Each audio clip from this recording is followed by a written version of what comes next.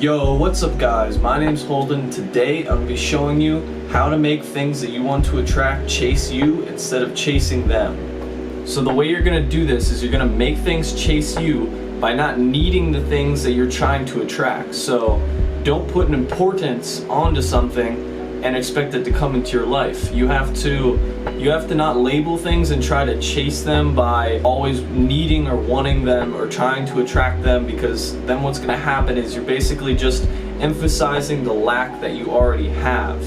So reality is very mirror-like, and if it's like a mirror, whatever you're giving off, you're going to get back. So when you're in a state of neediness and you're in a state of putting importance onto something that you're trying to attract and you're trying to get into your life, it's really not going to show up the same way as if you were detached from the whole situation. So the next thing that I would suggest is stop wasting time saying what if. You're basically implying that you already don't have something, and that's what's going to kill if you're trying to manifest anything into your life. Even if you're just trying to help yourself with girls or money or something like that.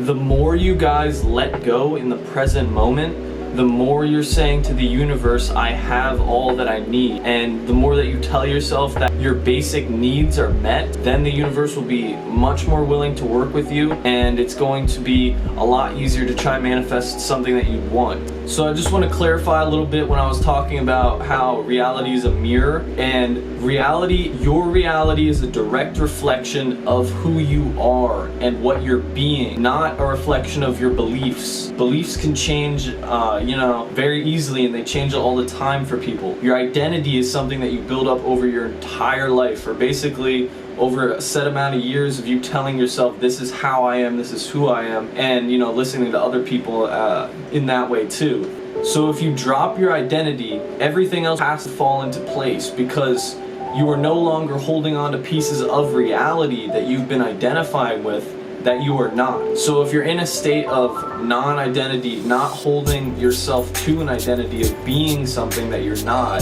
you've just identified with something falsely. If you take this into perspective, you can actually change your identity of who you are, and then reality has to give you that reflection. Because people think that it's just your beliefs that are creating everything in front of you, but it's actually deeper than that. It's like a second level to it. It's like the very core of your being also matters, because no matter how much you say, I can manifest something, or how much you try to think that you can do it, it won't work. You have to have that ingrained in your identity. You have to say, this is who I am, and that's when you will see the actual reflection change, because you're changing what you're putting on. So if you guys have to identify with something for your own sanity, identify with the thing that you're trying to attract. Now, what do I mean by this, to get it clear so it's not misinterpreted? If you are trying to attract money, then identify as a person with money. Identify with your version of yourself that already has money, that already is money. So changing your identity will speed up this process by a long shot, because what you're saying is that at your core being, you are a rich person, you are a wealthy person, you are a happy person.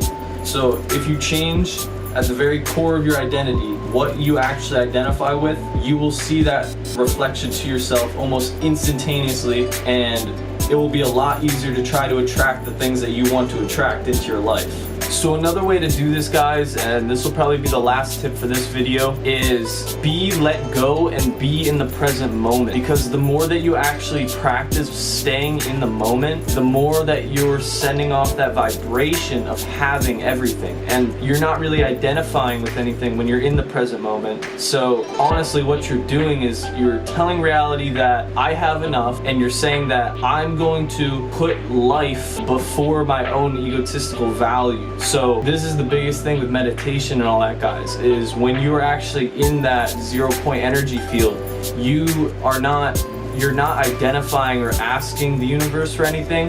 You're more deciding where you want to go, and you are choosing to live in a life of abundance and happiness and joy.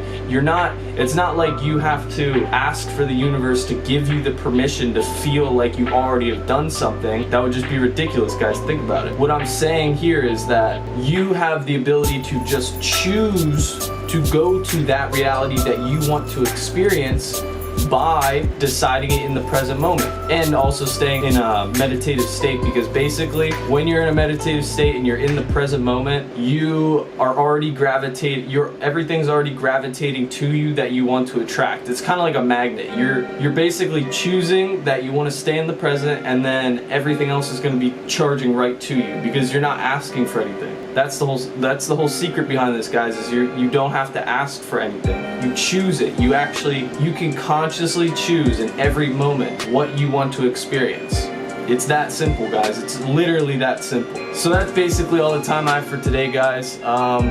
If you like this video, subscribe, like it, leave a comment. I'm making more of these videos. I'm trying to make a video every day. And if you like my content, yeah, just share it, subscribe, whatever, and have an awesome day.